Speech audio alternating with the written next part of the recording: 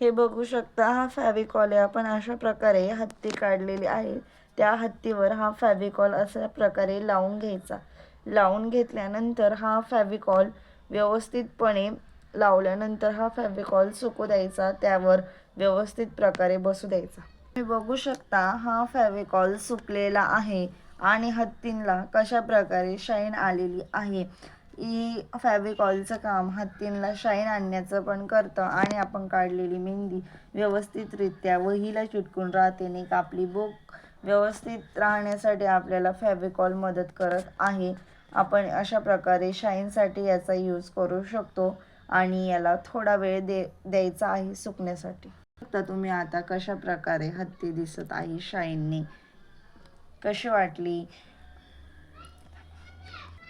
तुम्हाला ही आयडिया, कशी वाटली नक्कीच सांगा. आणि तुम्हाला व्हिडिओ आवडला असेल तर चॅनलला सबस्क्राईब करा, लाईक करा, शेअर करा आणि नवीन नवीन गोष्टींसाठी चॅनल शेअर करत जा.